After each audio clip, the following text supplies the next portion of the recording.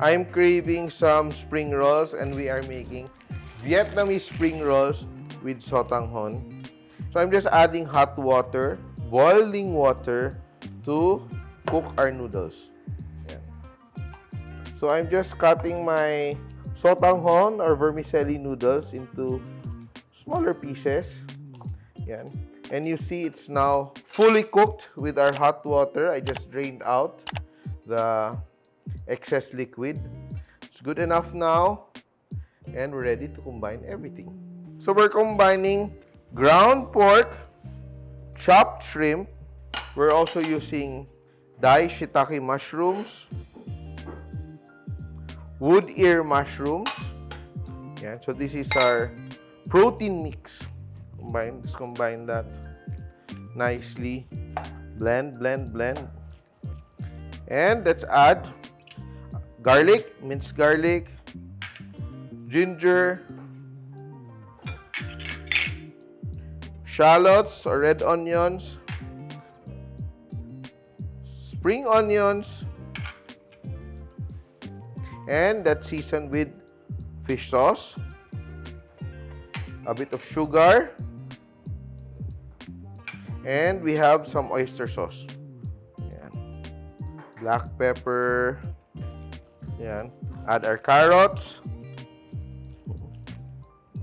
grated carrots. Also add an egg. And our vermicelli noodles. Mix, mix, mix. Everything. Very nice flavor. Very nice texture as well. Yan. Perfect as an appetizer.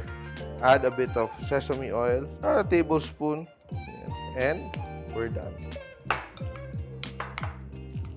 And let's start rolling. Rice paper. Just wet it on both sides. And here I have a plate lined with a piece with a towel, kitchen towel or napkin.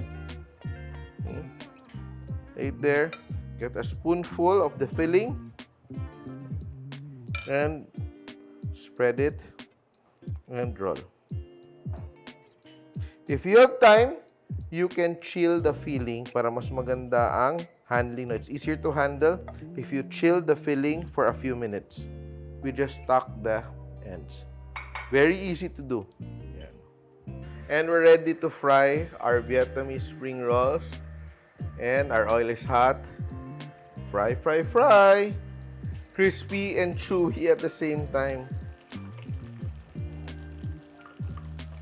Let's wait until it's golden and cook through. Yan.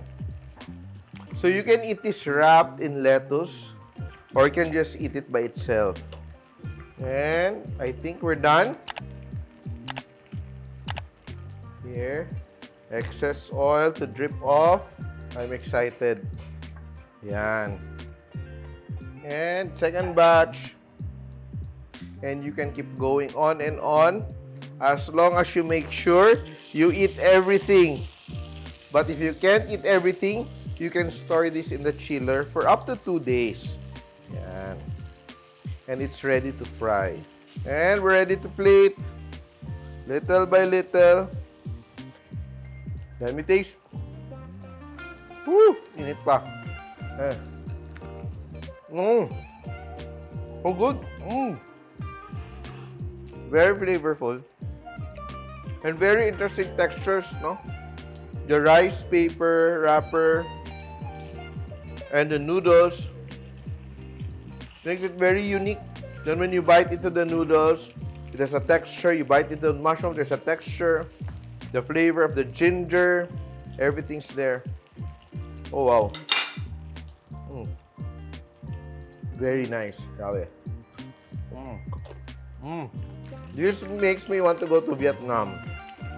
You should try this recipe. It will remind you of a very good lumpia Shanghai with a very unique texture kasi the noodles and the mushrooms gives it an extra bite. It's really time for you to cook and try this crunchy fried Vietnamese spring roll. Simpol!